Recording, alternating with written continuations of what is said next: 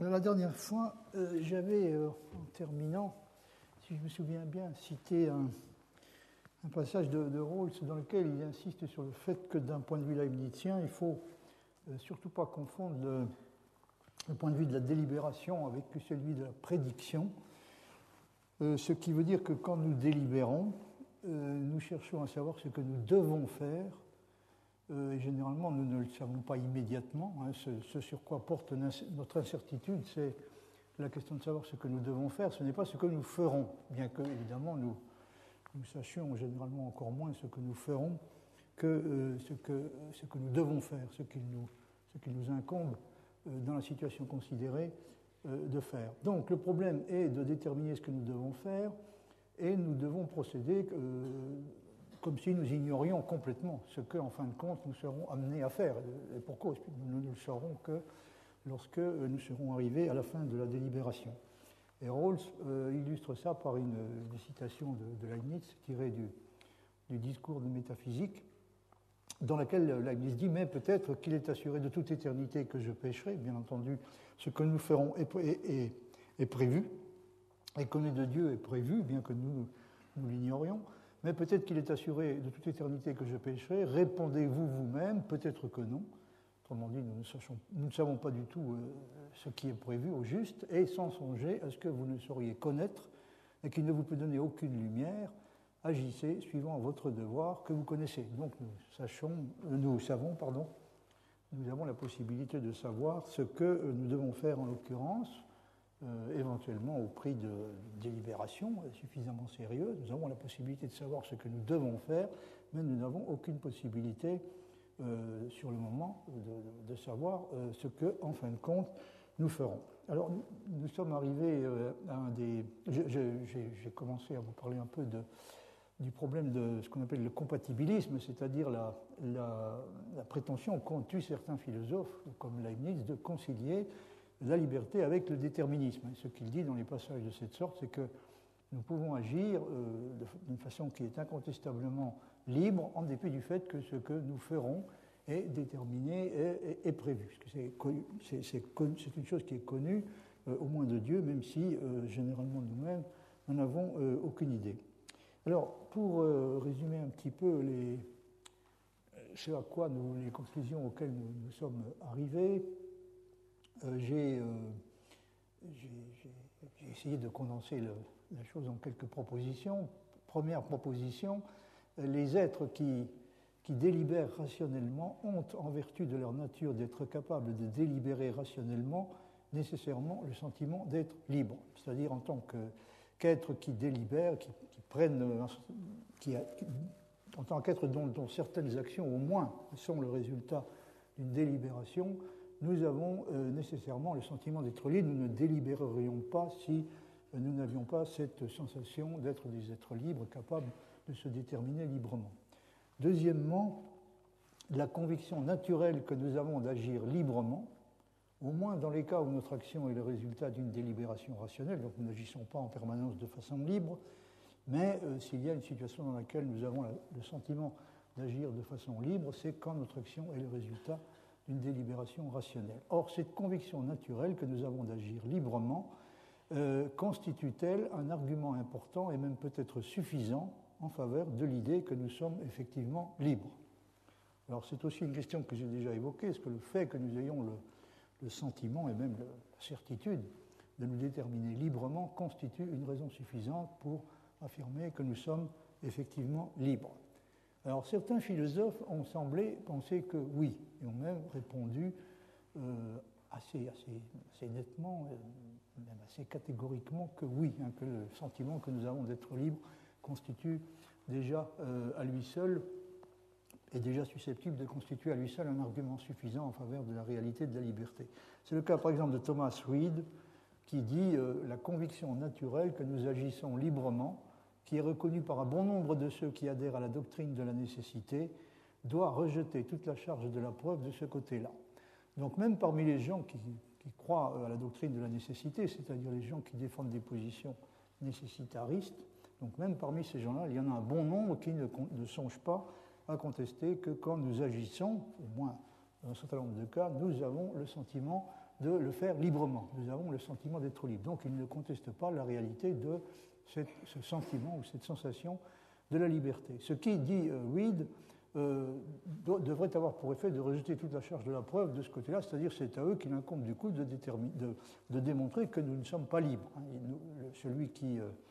Les gens qui procèdent de façon qui ne sont pas des nécessitaristes concluront, et ils auront raison de le faire, du fait qu'ils ont la conviction naturelle, comme dit Reed, du fait qu'ils ont la conviction naturelle d'agir librement, ils concluront qu'ils agissent effectivement librement. Et ceux qui adhèrent à la doctrine de la nécessité, c'est à eux qu'il incombera de démontrer qu'en dépit de ce sentiment que nous avons, et même de cette conviction naturelle que nous avons d'agir librement, en réalité nous sommes nécessités, c'est-à-dire nous ne sommes pas libres. Autrement dit, la conviction naturelle d'être libre est une conviction qui constitue en réalité une illusion. C'est une conviction trompeuse qui a le statut d'une illusion. Vous voyez également ce que dit sur ce point Kant, dans un passage d'ailleurs sur lequel il y a des divergences d'interprétation, mais enfin, à première vue, le sens est tout de même suffisamment clair. Kant dit dans les fondements de la métaphysique des mœurs, tout être qui ne peut pas agir autrement que sous l'idée de la liberté est par cela même, au point de vue pratique, réellement libre.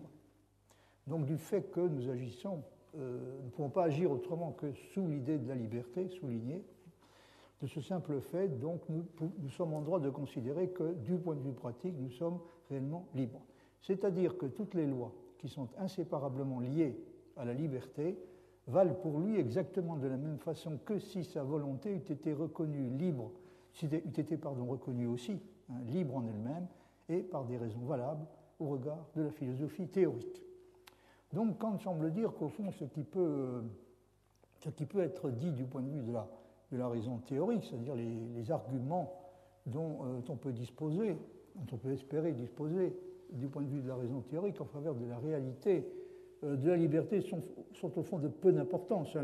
Il se peut que la raison théorique nous oblige d'une certaine façon à considérer cette idée que nous sommes réellement libres, au moins du point de vue pratique. Il se peut que la raison théorique fournisse des arguments qui obligeraient plutôt à considérer cette sensation que nous avons d'agir librement comme une illusion. Mais ça n'aurait finalement pas forcément une très grande importance parce que, comme dit Kant, du simple fait que nous ne pouvons pas agir autrement que sous l'idée même de la liberté, nous sommes, au moins du point de vue pratique, c'est évidemment la restriction importante, nous sommes au moins du point de vue pratique réellement libres, et nous le sommes indépendamment de tout ce que la raison théorique pourrait être amenée à dire sur ce point. Toutes les lois qui sont inséparablement liées à la liberté valent pour cet être, donc qui ne peut agir autrement que sous l'idée de la liberté. Donc toutes les lois qui sont inséparablement liées à la liberté valent pour lui exactement de la même façon que si, c'est-à-dire tout se passe comme si sa volonté pouvait et même devait être reconnue aussi comme libre en elle-même et par des raisons valables au regard de la philosophie théorique. Si la philosophie théorique dit autre chose, ou même éventuellement ne dit rien, c'est finalement peut-être pas d'une importance extrême. Mais évidemment, on peut aussi adopter une attitude sceptique à l'égard de la proposition que j'ai numérotée 1, c'est-à-dire les êtres qui délibèrent rationnellement ont, en vertu de leur nature d'être capables de délibérer rationnellement, nécessairement le sentiment d'être libre. Ils ont nécessairement le sentiment d'être libre, mais on peut adopter une attitude sceptique à l'égard de cette proposition, et c'est ce qu'ont fait aussi un certain nombre de philosophes qui ont déploré le fait que nous soyons condamnés à vivre sur ce point dans l'illusion. Nous sommes condamnés à vivre dans l'illusion d'être libres, alors qu'en réalité, nous ne le sommes pas. Vous vous souvenez peut-être que j'avais cité un passage de Valéry qui est tiré de Analecta, dans lequel il dit qu'il est tout à fait envisageable que la sensation d'être libre fasse partie du fonctionnement d'un être qui est en fait un être nécessaire, c'est-à-dire dont le comportement est nécessité complètement. Il se pourrait que ce fonctionnement, que cela fasse partie du fonctionnement normal de cet être nécessaire, que la façon dont il agit, que quand il agit, donc ces actions soient accompagnées du sentiment d'être libre, mais ce sentiment constituerait bien entendu une illusion. Quatrième chose que nous pouvons constater, quand nous délibérons à propos d'une action A, nous devons croire qu'il est dans notre pouvoir de faire ou de ne pas faire A. c'est, semble-t-il, la moindre des choses. Et c'est ce qu'Aristote constate dans l'Éthique à Nicomaque, volume 3, chapitre 5, livre 3, pardon, chapitre 5. Donc dans l'Éthique à Nicomaque, il observe que nous ne délibérons pas à propos des choses dont nous pensons qu'elles ne sont pas en notre pouvoir, par exemple à propos des choses impossibles. Donc, quand nous délibérons à propos d'une action à effectuer ou à éviter, d'une action A que nous devons, à propos de laquelle nous nous demandons si nous devons ou non l'effectuer, eh bien, il y a un présupposé qui semble aller de soi, en l'occurrence, c'est qu'il est en notre pouvoir de faire ou de ne pas faire, d'accomplir ou de ne pas accomplir cette action. Donc, nous ne délibérons qu'à propos de choses dont nous avons de bonnes raisons de penser qu'elles sont effectivement notre pouvoir. Cela implique que nous croyons qu'il n'y a pas de conditions suffisantes pour rendre A ou non A, pour rendre l'action A ou son omission non A inévitable. Donc, nous devons être convaincus, nous devons croire qu'il n'y a pas de conditions qui sont suffisantes pour rendre l'une ou l'autre de ces deux éventualités inévitables, pour rendre soit l'action A, soit son omission non A inévitable. Le problème délicat réside évidemment dans la question, cela implique-t-il également que ni A ni non A ne sont inévitables? Il faut que nous croyions que ni A ni non A ne sont inévitables, sans quoi nous ne délibérerions même pas à ce sujet. Mais le fait que nous le croyons implique-t-il également que ni A ni l'omission de A, non A, ne sont inévitables et que par conséquent, aucun des deux n'est déterminé à arriver? La réponse de Leibniz est non. C'est-à-dire que Leibniz admet tout à fait, on voit mal comment il pourrait faire autrement, puisqu'il ne conteste nullement la réalité de l'action libre et celle de la délibération, pas non plus bien sûr l'efficacité de la délibération, le fait qu'elle fait réellement une différence dans ce qui va arriver et ce qui n'arrivera pas. Donc Leibniz admet tout à fait que quand nous délibérons, nous croyons qu'il n'y a pas de conditions suffisantes pour rendre A ou non A inévitable, c'est-à-dire il n'y a rien qui rende inévitable le fait que je pécherai ou je ne pécherai pas. Aucune de ces deux choses, pour ce qui est de ce que nous pensons, nous croyons relativement à ce que nous pensons ou croyons, aucune de ces deux choses ne doit être considérée comme inévitable, sans quoi nous ne délibérerions pas à son sujet. Est-on autorisé à conclure de cela qu'aucune de ces deux choses n'est effectivement inévitable, c'est-à-dire que ni A ni non A ne sont déterminés à se produire? Eh bien, la réponse de Leibniz, et c'est ce qui fait la difficulté de sa position, la réponse de Leibniz à cette deuxième question est non. C'est-à-dire qu'il y a bel et bien une de ces deux choses qui est déterminée à arriver et qui est sûre de Dieu à l'avance. Cinquièmement, question, évidemment, qui est question cruciale qui résulte de cela, le sentiment que nous avons d'être libres est-il compatible avec l'idée que ce que nous faisons librement est néanmoins complètement déterminé? Est-ce que ce sentiment que nous avons d'être libres, qui encore une fois, sur la fiabilité duquel on peut encore une fois s'interroger, puisque les philosophes sont clairement divisés sur ce point en deux catégories, il y a probablement une majorité de philosophes qui ont tendance à lui faire confiance et à en déduire que nous sommes effectivement libres, mais il y a aussi des philosophes non moins réputés qui ont soutenu que le sentiment que nous avons d'être libres, au sens dont il s'agit, n'était rien d'autre qu'une illusion. Donc le sentiment que nous avons d'être libres est-il compatible avec l'idée que ce que nous faisons librement est néanmoins complètement déterminé? La réponse de Leibniz est oui.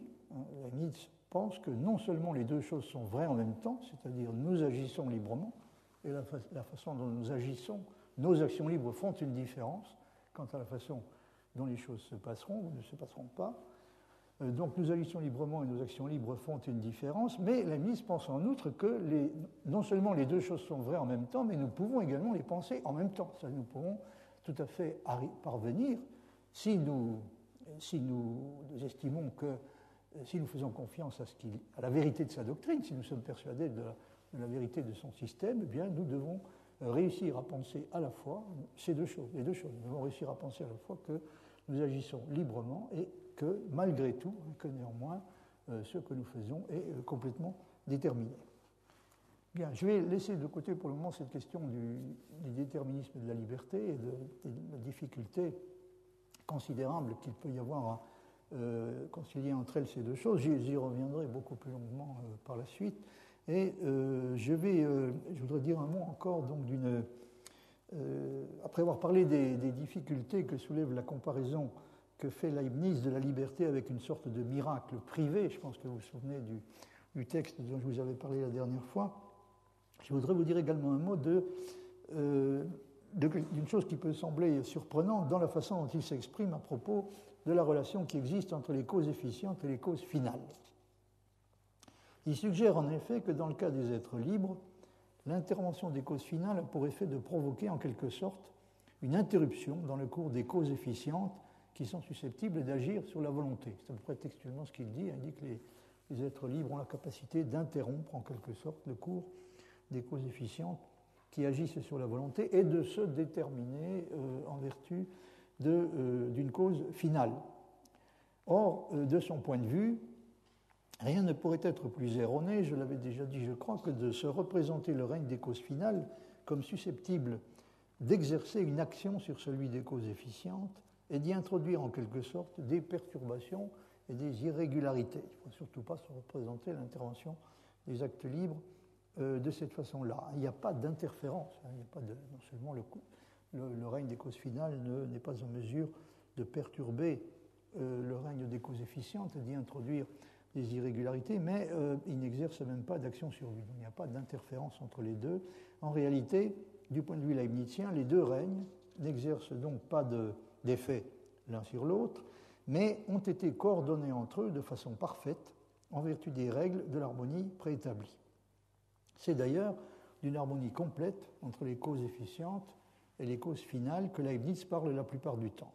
Autrement dit, les deux espèces de causes ne se font pas concurrence, c'est un point qui est tout à fait crucial, donc ces deux espèces de causes et de causalité ne se font pas concurrence et ne sont pas en compétition pour le contrôle de l'action. Il faut remarquer d'ailleurs que d'un point de vue leibnizien, quand on dit d'un phénomène A qu'il est la cause d'un phénomène B, il s'agit en réalité d'une façon de parler, qui est certes sans inconvénient, mais n'en est pas moins en toute rigueur impropre, puisque, à strictement parler, les phénomènes n'exercent pas d'action causale réelle les uns sur les autres. Leibniz explique que quand nous cherchons à identifier la cause réelle d'un phénomène, nous essayons de déterminer laquelle des substances en jeu arrive à une expression plus distincte de l'univers, et c'est cela qu'on appelle agir. Donc dans le processus, il s'agit de savoir laquelle des deux substances dans le processus arrive à une expression plus distincte, c'est ce qu'on appelle agir. Et alors que si on arrive à une expression moins distincte, plus confuse, on appellera cette chose-là pâtir. C'est dit très clairement dans ce passage du discours de métaphysique. Lors donc qu'il arrive un changement dont plusieurs substances sont affectées, comme en effet tout changement les touche toutes, je crois qu'on peut dire que celle qui immédiatement par là passe à un plus grand degré de perfection ou à une expression plus parfaite exerce sa puissance et agit, souligné, et celle qui passe à un moindre degré fait connaître sa faiblesse et pâtit. Donc vous voyez, stricto sensu, on ne devrait pas dire d'une substance qu'elle agit sur une autre, sur le mode de ce qu'on appelle l'influx physique. Ça n'est qu'une façon un peu inappropriée, mais sans inconvénient réel, de dire que l'une des deux substances passe à comme le dit Leibniz, ça passe à un degré plus élevé, un plus grand degré de perfection ou à un mode d'expression plus distinct. Pour ce qui est du problème de la relation entre les causes efficientes et les causes finales, il arrive à Leibniz de dire que tout peut être expliqué aussi bien par les unes que par les autres. Il y a un passage que je trouve assez déconcertant dans les opuscules et fragments inédits publiés par Couturat, où il dit textuellement ce que je viens d'indiquer, comme tout se peut expliquer dans la géométrie par le calcul des nombres et aussi par l'analyse de la situation, ce qu'on appelle l'analysis situs, tout se peut expliquer dans la géométrie par ces deux choses, mais que certains problèmes sont plus aisément résolus par une de ces voies et d'autres par l'autre. De même, je trouve qu'il en est ainsi des phénomènes, tout se peut expliquer par les efficientes et par les finales, donc on peut tout expliquer aussi bien par les causes efficientes que par les causes finales, mais ce qui touche les esprits ou les âmes raisonnables, les substances raisonnables, s'explique plus naturellement par la considération des fins, comme ce qui regarde les corps ou les autres substances s'explique mieux par les efficientes. Et là, Leibniz semble dire donc, qu'il y a en théorie, on peut tout expliquer, aussi bien le comportement des êtres libres que celui des corps de la nature, on peut tout expliquer par l'une ou l'autre des deux espèces de causes. On peut tout expliquer pour les causes efficientes ou pour les causes finales, mais il ajoute qu'il y a tout de même des actions qui s'expliquent beaucoup plus naturellement par le recours aux causes finales, ce sont les actions des esprits ou des êtres libres, et puis il y a des actions celles des corps physiques, qui s'expliquent beaucoup plus naturellement par le recours aux causes efficientes. Alors cela semble suggérer donc que même le comportement des esprits pourrait aussi, en fin de compte, être expliqué en termes de causalité efficiente, mais d'une façon qui serait évidemment beaucoup plus compliquée. Ce qui est curieux parce que, en réalité, si on a bien lu et je l'espère correctement compris le Leibniz, ça ne correspond pas à ce qu'il dit normalement. Il n'est pas vrai qu'on puisse tout expliquer aussi bien par les causes efficientes que par les causes finales. Par exemple, on peut expliquer le comportement des corps physiques en termes de causalité efficiente. On peut peut-être aussi expliquer de cette façon une partie des actions de l'esprit en recourant à des lois, des lois de la nature qui permettent d'expliquer de quelle façon, qui permettent d'expliquer le comportement des corps physiques. Mais si on veut expliquer la forme et la nature des lois, c'est-à-dire si on veut expliquer pourquoi les lois de la nature sont ce qu'elles sont, on ne peut évidemment pas le faire en termes de causalité efficiente. Pour ce faire, on est obligé de recourir à des causes finales et en dernier ressort au principe du meilleur. Donc il n'est pas littéralement vrai que tout se peut expliquer aussi bien par les causes efficientes que par les causes finales. Mais ça, c'est aussi un problème sur lequel j'ai l'intention de revenir plus tard, beaucoup plus longuement. Néanmoins, bon, comme vous voyez dans ce passage, Leibniz semble adopter une position qui évoque un petit peu celle qui est défendue par les gens qui opposent la posture intentionnelle et la posture naturaliste. Il y a des gens qui pensent, c'est le cas de Daniel Dennett, que pour expliquer le comportement des êtres qui sont doués d'un esprit, il est beaucoup plus naturel et beaucoup plus commode d'adopter à leur égard la posture intentionnelle, c'est-à-dire d'expliquer leurs actions en postulant des choses comme des motifs, des intentions, etc., alors que pour expliquer le comportement des corps, bon, ça peut en principe se faire uniquement en termes de lois naturelles. Mais encore une fois, il y a une difficulté, c'est qu'en toute rigueur, donc, il n'est pas vrai, d'un point de vue leibnizien, qu'on puisse expliquer exactement les mêmes choses en termes de causes efficientes et en termes de causes finales. Vous voyez encore à ce propos ce passage très caractéristique du Specimen Dynamicum qui est de 1695. Vous trouvez ça dans les Mathematische Schriften, volume 6, page 243. Et il faut tenir en général, dit Leibniz, que tout dans les choses peut être expliqué de deux façons, par le règne de la puissance ou par les causes efficientes, et par le règne de la sagesse ou par les finales.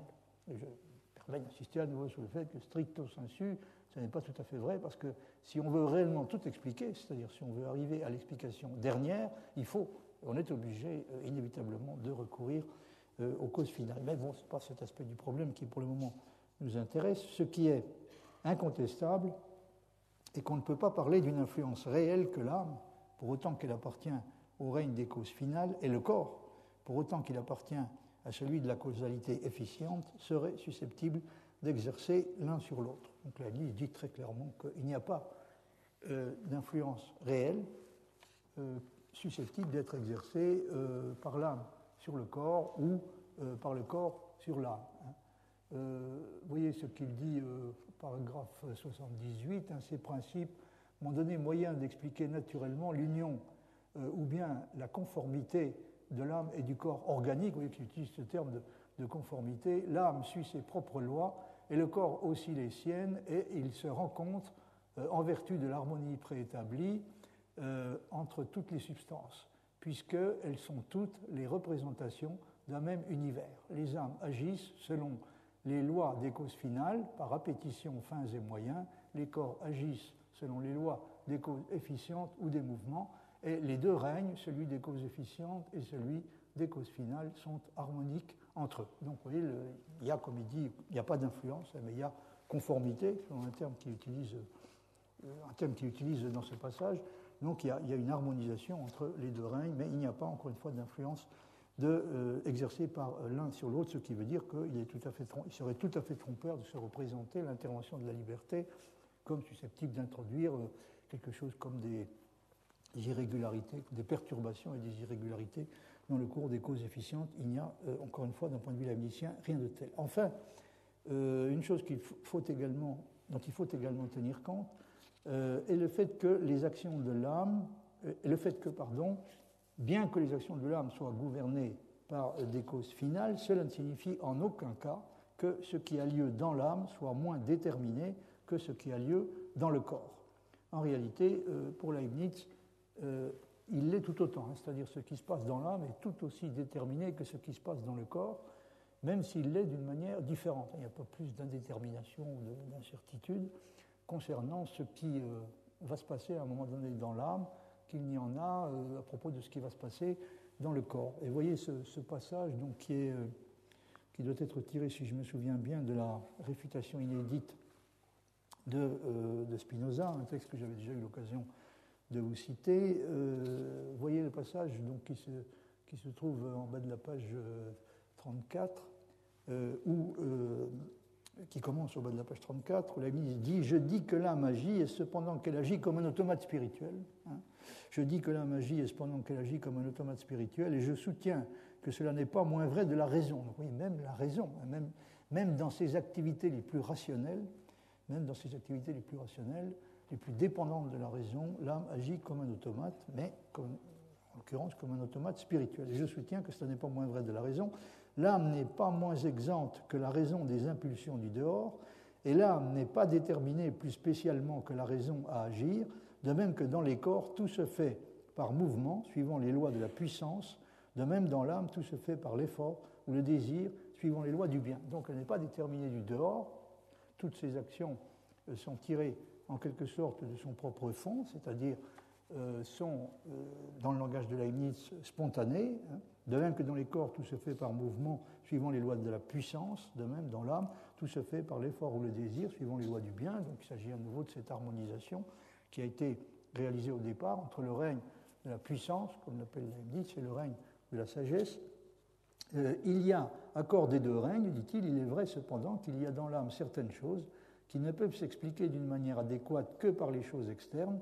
Sous ce rapport, l'âme est sujette au dehors, mais ce n'est pas par un influx physique, mais moral, pour ainsi dire, en tant que Dieu, dans la création de la raison, a eu plus d'égard aux autres choses qu'à elle-même, car dans la création et la conservation de chacun, il a égard à toutes les autres choses. Donc, on peut parler d'une espèce d'influence morale, en quelque sorte, que les différentes choses de l'univers exercent les unes sur les autres, en ce sens qu'elles ont été harmonisées de façon parfaite entre elles au départ, mais il n'y a pas un stricto sensu d'influx physique. Il y a uniquement ce que Leibniz, dans ce passage, qualifie d'influx moral.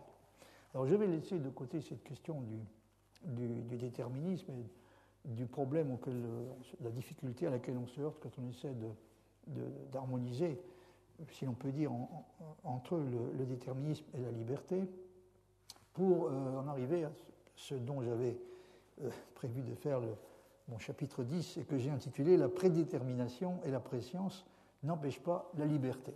Donc le problème est de savoir comment il est possible que, bien que toutes nos actions soient prédéterminées et connues de Dieu, comment est-il possible qu'elles soient néanmoins libres? En tout cas, de quelle manière Leibniz essaie-t-il, et peut-être réussit-il, essaie-t-il de résoudre cette difficulté et peut-être réussit effectivement à le faire. Alors un point sur lequel il faut mettre l'accent est que d'après lui, la détermination qui impose le fait que tout ce qui arrive, y compris les actions des êtres libres, soient déterminées, la détermination qui n'impose assurément pas la nécessité aux contingents, mais leur confère la certitude et infaillibilité, au sens auquel on a l'habitude de dire qu'il y a une vérité déterminée des futurs contingents. Cette détermination n'a jamais commencé, mais elle a toujours été, dans la mesure où elle est contenue depuis l'éternité, dans la notion même du sujet parfaitement comprise. Donc la détermination qui fait que les événements futurs contingents arriveront, hein, cette détermination donc, les rend certains et infaillibles, mais Leibniz insiste sur la différence, ne les rend pas pour autant nécessaires, mais ce qui est important, c'est que cette détermination n'est pas une détermination qui aurait pu commencer à un moment du temps. Il n'est pas concevable que les choses qui vont arriver aient été déterminées seulement à partir d'un certain moment, que peut-être, par exemple, en ce moment, ce qui arrivera demain ne soit pas complètement déterminé, mais le devienne à un moment quelconque avant l'événement. Rien de tel ne peut se passer dans l'univers leibnizien. En effet, tout a été calculé et déterminé dès le départ. Par conséquent, si l'on peut dire, le temps ne fait rien à l'affaire. Que les actions dont il s'agit se situent à un moment ou à un autre dans l'histoire de l'individu concerné, qu'elles soient passées, présentes ou futures, cela ne change rigoureusement rien à leur statut. Elles sont pareillement déterminées et susceptibles de faire l'objet de propositions vraies pour celui qui a une connaissance intégrale du concept complet de l'individu concerné, ce qui revient en fait à avoir une connaissance complète de l'univers tout entier, puisque les substances individuelles contiennent en quelque sorte une représentation complète, mais plus ou moins confuse, de l'univers. Elle dit mi videtur omnem mentem esse omnisciam silicet confuse. Je suis d'avis que toute âme, mens, tout esprit, pardon, je suis d'avis que tout esprit est omniscient, il est vrai, de façon confuse, c'est-à-dire n'importe quelle substance individuelle contient une représentation complète de l'univers, mais une représentation qui est évidemment, reste à bien des égards confuse. Donc, ça c'était juste une parenthèse, on pourrait être tenté de croire que ce qui se passe à un moment donné dans la série de choses que Dieu a choisies est déterminé par des choses qui se sont passées antérieurement et a commencé à l'être à partir du moment où cette série est devenue existante en vertu d'un décret libre de Dieu. Mais c'est une façon trompeuse de s'exprimer parce que le passage à l'existence, pour Leibniz, n'introduit aucune détermination qui n'était pas déjà contenue intégralement dans la notion complète de la série possible. Pour concilier la contingence et la liberté avec la prédétermination et la préscience divine, Leibniz se sert du principe fondamental selon lequel une vérité, un événement ou une action ne change pas de statut lorsqu'il cesse d'être simplement possible pour devenir réel. Autrement dit, il ne faut pas croire que la détermination s'introduit avec le passage à l'existence. La création de l'univers préserve en fait tous les contrastes qui existaient déjà au niveau du possible, dans ce qu'il appelle la région des vérités éternelles, entre vérité nécessaire et vérité contingente. Donc tous ces contrastes vont se trouver préservés une fois que la série de choses possibles sera devenue une série existante. Tous les contrastes qui existaient au départ vont être préservés, donc les contrastes qu'il y avait entre vérité nécessaire et vérité contingente, entre événements qui résultent des lois universelles de la nature et d'une volonté générale, et événements miraculeux qui résultent d'une volonté particulière de Dieu, entre actions libres, c'est-à-dire selon la conception de la liberté que Leibniz emprunte à Aristote, action qui implique la spontanéité jointe à la délibération, il ajoute quelquefois à l'intelligence, et actions contraintes. Donc également ce contraste-là entre les actions libres et les actions contraintes reste préservé.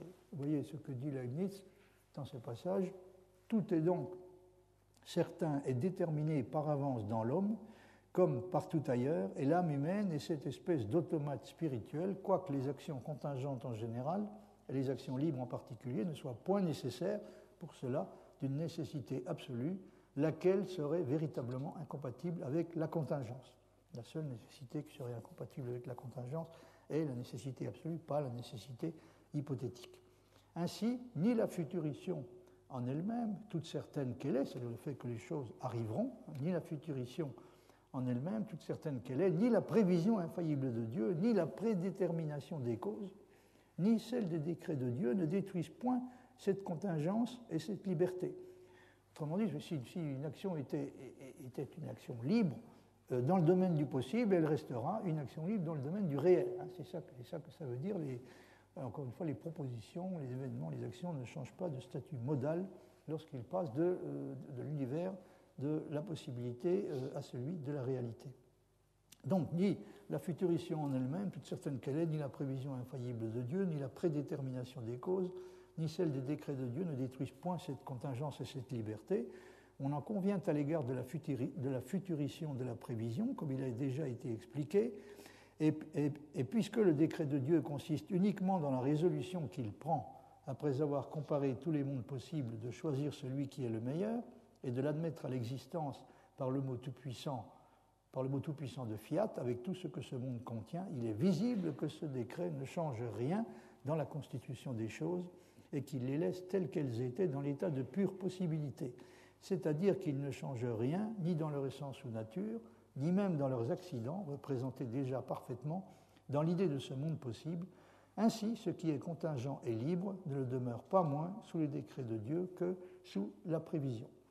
Donc, vous voyez que ça, c'est un argument qui est très important, évidemment, dans l'esprit de Leibniz. Donc, encore une fois, le passage à l'existence, le fait de faire passer une certaine série de choses, en l'occurrence celle qui a été reconnue comme étant la meilleure, le fait de la faire passer à l'existence n'introduit aucun changement sur la question qui nous intéresse. C'est-à-dire ce qui était nécessaire restera nécessaire, ce qui était contingent et libre restera contingent et libre. Donc la question de la liberté, au fond, n'a pas grand-chose à voir. Enfin, je veux dire, la prédétermination et la préscience divine dans l'esprit de Leibniz ne peuvent pas faire courir à la liberté le genre de risque que l'on croit généralement, ne lui font même courir en réalité aucun risque d'aucune sorte. Néanmoins, il y a un problème qui se pose ici presque immédiatement, c'est le suivant. Le statut modal d'une proposition pourrait donner l'impression d'être susceptible de changer avec le temps dans le sens suivant. Une proposition qui décrit un événement contingent ne cesse assurément pas d'être contingente une fois que l'événement qu'elle décrit est passé. Mais il y a une différence essentielle entre le futur et le passé qui semble conférer à la proposition qui décrit un événement passé un caractère nécessaire. On peut agir sur le futur et lui imprimer un cours déterminé, en dépit du fait que celui-ci est prévu, mais on ne peut pas agir sur le passé qui est irrévocable. Il n'est pas question pour Leibniz de contester la première prémisse de l'argument de Diodore, dont j'avais eu l'occasion de vous parler l'année dernière et dont je serai amené à vous reparler cette année.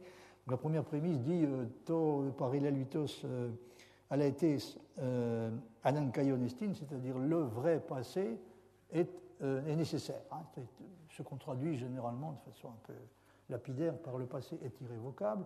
Donc une proposition qui décrit un événement passé décrit quelque chose qui peut être considéré comme nécessaire, au moins en un certain sens, c'est-à-dire en ce sens qu'on ne peut plus le modifier. Autrement dit, on a l'impression d'être confronté au problème suivant, un événement qui s'est produit dans le passé, qui est arrivé de façon contingente, disons, je ne sais pas, la bataille de Cannes ou le passage du Rubicon, ce sont manifestement des événements qui doivent être considérés comme contingents, et les propositions qui les décrivent sont des propositions contingentes, mais néanmoins, ces événements passés, qui sont des événements contingents, on a l'impression qu'une fois qu'ils sont arrivés, ils acquièrent une sorte de nécessité qui est représentée précisément par ce qu'on appelle l'irrévocabilité du passé, ce qu'affirme la première prémisse de l'argument de Diodore. Une proposition vraie décrivant un événement passé, même quand cet événement est manifestement un événement contingent, semble être une proposition nécessaire. Bien entendu, Leibniz ne conteste pas, n'est pas désireux de contester de quelque façon que ce soit ce qu'affirme la première prémisse de l'argument de Diodore, c'est-à-dire le caractère irrévocable du passé. Il est donc amené à se demander si on ne devrait pas dire que le passé est d'une certaine façon plus nécessaire que le futur. C'est une question qui se pose dans la Théodicée, page 217, c'est toujours j'utilise toujours l'édition Garnier-Flammarion qui a été préparée par Jacques Brunswick. Alors Leibniz dit dans ce passage, c'est une question, si le passé est plus nécessaire que le futur, doit-on le considérer comme plus nécessaire que le futur en raison de ce caractère irrévocable qu'il possède?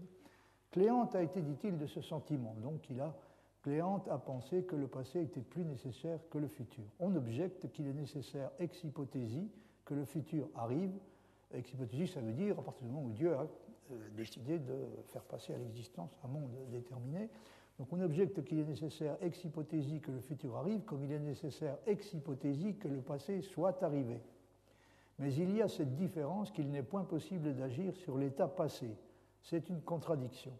Mais il est possible de faire quelque effet sur l'avenir. Donc l'avenir est, semble-t-il, au moins jusqu'à un certain point, en notre pouvoir. Cependant, la nécessité hypothétique de l'un et de l'autre est la même. L'un ne peut pas être changé, l'autre ne le sera pas, et cela posé, il ne pourra pas être changé non plus. Donc là, vous voyez qu'il va très loin dans le rapprochement qui peut être effectué entre la situation du futur et celle du passé. Il semble dire il semble être très près d'affirmer, de concéder que le futur est lui-même d'une certaine façon nécessaire, au moins ex hypothésie. La dernière phrase est très parlante à ce point de vue-là. Donc, quand on compare le cas du passé avec celui du futur, on s'aperçoit que l'un, c'est-à-dire le passé, l'un ne peut pas être changé, plus exactement, il ne peut plus être changé, il est ce qu'il est et le restera. L'autre ne le sera pas. L'autre ne le sera pas, puisque ce qui arrivera dans le futur, encore une fois, est déjà déterminé, donc elle ne sera pas changée. Ça fait partie du monde que Dieu a décidé de faire passer à l'existence.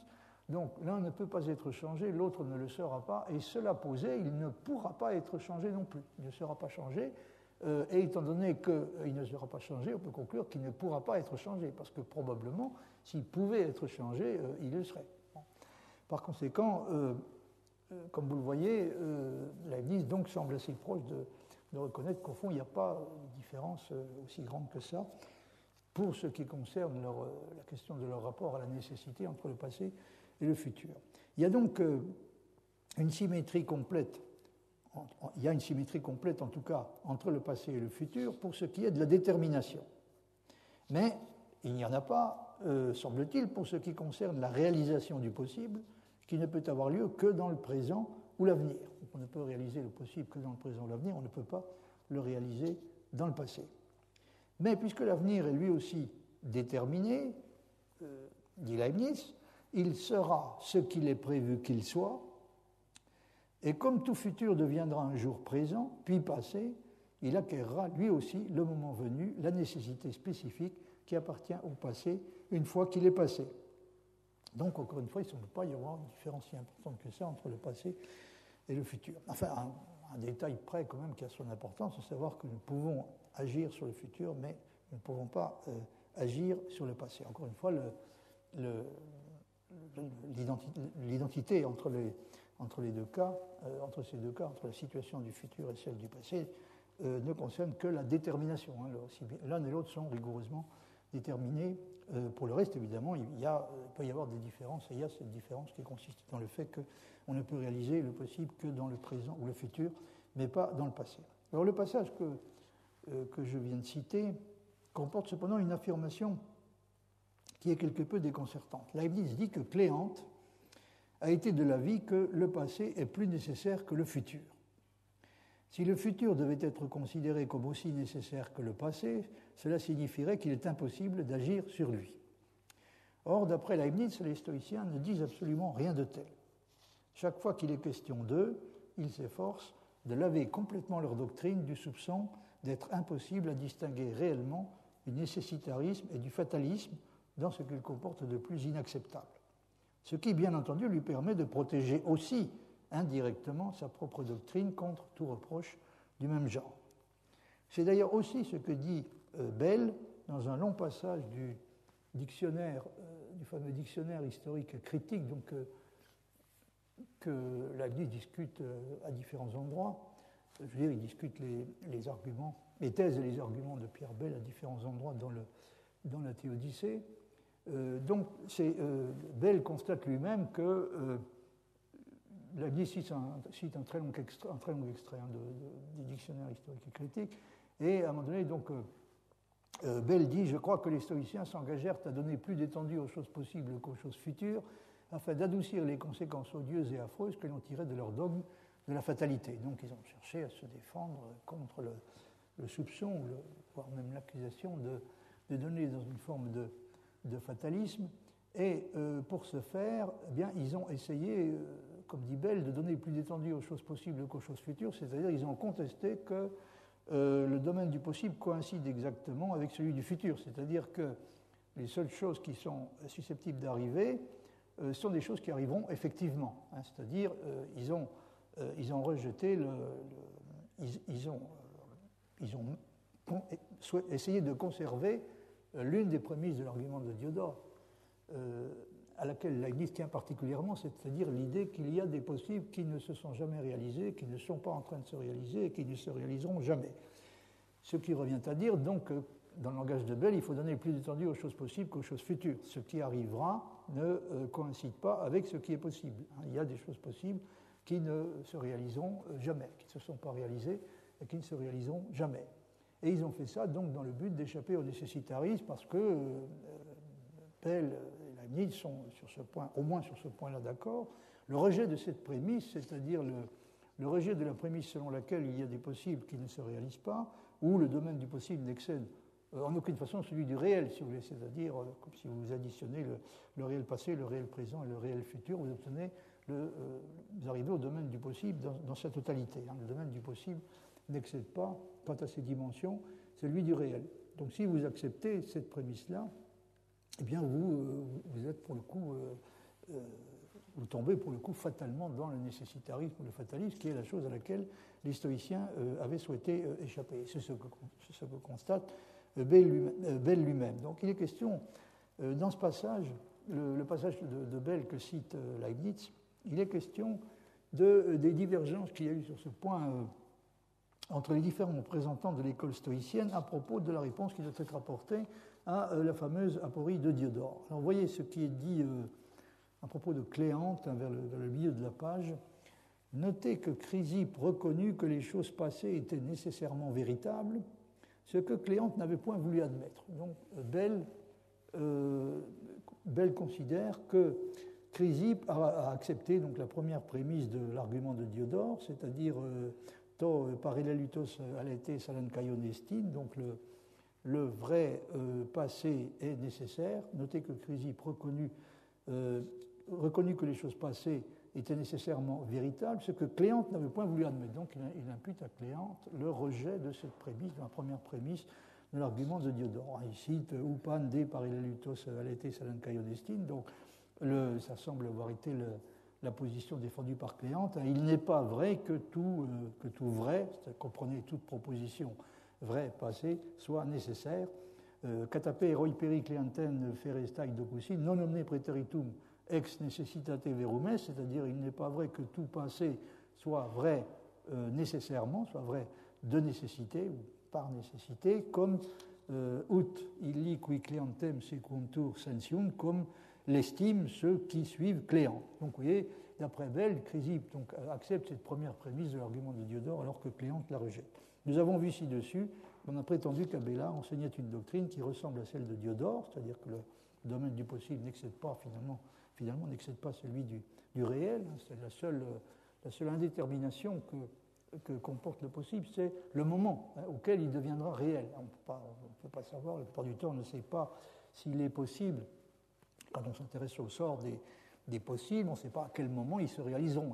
Ils peuvent s'être déjà réalisés dans le passé, ils peuvent être en train de se réaliser, ils peuvent se réaliser plus tard, à un moment que nous ne sommes pas en mesure de connaître, mais en tout cas, encore une fois, il n'y a pas l'étendue du possible ne dépasse pas celle du réel. Et donc Leibniz dit, nous avons vu ci-dessus, pas Leibniz, excusez-moi, Bell, hein, c'est Leibniz qui cite un assez long passage de Bell, nous avons vu ci-dessus qu'on a prétendu qu'Abélard enseignait une doctrine qui ressemble à celle de Diodore. Je crois que les stoïciens s'engagèrent à donner plus d'étendue aux choses possibles qu'aux choses futures, afin d'adoucir les conséquences odieuses et affreuses que l'on tirait de leur dogme de la fatalité. Bon, c'est le passage que j'avais cité il y a un instant. Bell note que donc Chrysippe a admis que les choses passées sont nécessairement vraies, alors que son maître Cléante avait justement contesté cela. Et c'est bien de cette façon que les choses sont présentées dans le texte d'Épictète auquel il est fait référence. L'opinion que Leibniz lui-même attribue à Cléante quand il dit qu'il a considéré le passé comme plus nécessaire que le futur est donc à première vue un peu surprenante. Mais peut-être faut-il comprendre que bien que Cléante ait soutenu que le principe de l'irrévocabilité du passé admettait des exceptions, le passé n'en reste pas moins, de façon générale, plus nécessaire que le futur. il y a peut-être une difficulté à concilier ces deux affirmations qui sont attribuées à Cléante. Hein. D'une part, le fait de dire que l'irrévocabilité du passé admet des exceptions, ce qui revient à contester donc la première prémisse de l'argument de Diodore, et d'autre part, le fait de soutenir que malgré tout, le passé reste plus nécessaire que le futur. On pourrait dire qu'il reste néanmoins plus nécessaire que le futur, même si peut-être le principe de l'irrévocabilité du passé admet des exceptions. Leibniz considère que tous ceux qui pourraient soupçonner sa doctrine d'être une forme de nécessitarisme déguisé, puisqu'encore une fois il a conscience d'avoir lui-même à se défendre contre ce soupçon de défendre une forme de nécessitarisme déguisé, et il accuse les gens qui le font de défendre une conception de la liberté qui est toujours, d'une manière ou d'une autre, tributaire de l'idée d'une liberté d'indifférence, qu'il considère pour sa part comme une sorte de monstruosité conceptuelle. Vous voyez par exemple ce passage tiré des opuscules et fragments inédits, publié par Couturat, la définition de la liberté, selon laquelle elle est un pouvoir d'agir ou de ne pas agir, toutes les choses requises pour agir étant posées, et toutes les choses existantes, tant dans l'objet que dans l'agent étant égales. Donc cette définition de la liberté est une chimère impossible qui contredit le premier principe que j'ai dit. Alors le premier principe qu'il a dit, c'est le fameux principe de raison suffisante dont vous avez l'énoncé à la suite. Il n'y a ni ne se fait rien, à propos de quoi il ne puisse être rendu raison, au moins par un être omniscient, du fait qu'il est plutôt que n'est pas, qu'il est ainsi plutôt qu'autrement. Il n'y a ni ne se fait rien à propos de quoi il ne puisse être rendu raison, au moins par un être omniscient, du fait qu'il est plutôt que n'est pas, qu'il est ainsi plutôt qu'autrement. Donc l'idée d'une liberté d'indifférence constitue aux yeux de Leibniz une violation directe de ce principe de raison suffisante. Leibniz appelle, j'ai déjà eu l'occasion de le souligner, il appelle la liberté une spontanéité rationnelle, et spontanée, selon lui, donc l'action dont le principe réside dans l'agent lui-même, est rationnelle, celle qui a été précédée d'une délibération. Donc, Leibniz dit aussi que la liberté, c'est la spontanéité jointe à la délibération, ce qui est la même chose que dire que c'est une spontanéité rationnelle. La seule forme d'indifférence qui est exigée par la liberté ainsi comprise est, selon lui, l'indifférence par rapport à la nécessité absolue ou métaphysique, et non l'indifférence par rapport à la nécessité hypothétique qui résulte du fait que Dieu a décidé librement de créer le meilleur des mondes possibles. Alors à propos de cette notion de liberté d'indifférence, Leibniz observe assez fréquemment que c'est une invention récente. C'est une invention récente, estime-t-il, ni les anciens ni les scolastiques, à l'exception de ceux de la période tardive, n'ont connu cette notion de liberté et ne l'ont défendue. Vous voyez ce qui est dit dans ce passage, tiré toujours des opuscules et fragments inédits publiés par Couturat. Cette notion de liberté, dit Leibniz, a été ignorée de l'Antiquité. On n'en trouve pas de traces chez Aristote. Elle renverse manifestement le système d'Augustin. Elle est étrangère au maître des sentences, il s'agit de Pierre Lombard. Elle est étrangère également à Thomas, à Scott et à la plupart des scolastiques anciens. Elle a été célébrée d'abord par les molinistes. Leibniz dit aussi les scolastiques postérieurs, donc parce qu'il préfère ne pas accuser uniquement les molinistes. En réalité, bon, ils ne sont pas les seuls à avoir défendu cette idée d'une liberté d'indifférence. Elle est apte à éluder plutôt qu'à éliminer les difficultés. Chez les anciens, le libre diffère du spontané comme l'espèce du genre. Donc les actes libres sont une espèce du genre des actes spontanés. Le libre diffère du spontané comme l'espèce du genre. La liberté est, comme on pouvait s'y attendre, la spontanéité rationnelle.